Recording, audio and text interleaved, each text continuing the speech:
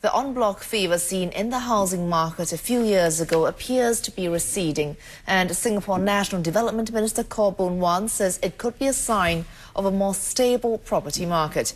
In his latest blog post, he said this marks a positive development for Singapore in the Year of the Dragon.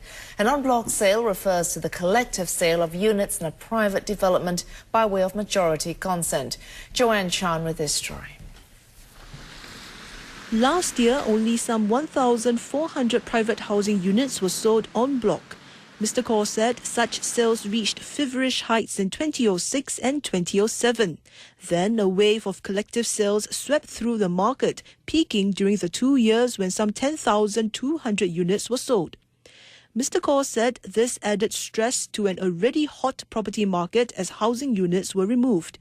Displaced owners or tenants had to look for replacement properties to stay and invest in, pushing up property and rental prices. Mr. Khaw added en bloc sales have their pluses and minuses. They can rejuvenate the city by removing old and dilapidated buildings, but if done excessively, en bloc activity can waste resources if relatively new buildings are prematurely demolished. One property watcher agrees that the en bloc market has been relatively quiet in the past 2 years.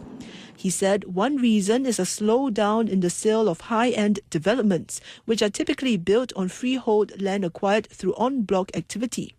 Another reason, the strong supply of government land for mass market properties. Since a lot of the housing demand are in the suburban region, and developers are actually, some of them are earning fairly decent profits through some of these suburban condominiums. Land sale in the suburban region has actually taken away some of the developers' demand for land from the en bloc sale market.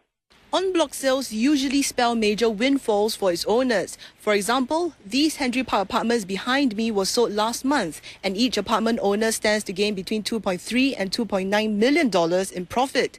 But the road to a successful en bloc deal is often long and difficult. In some instances, neighbours have turned against one another to get the requisite 80% signatories.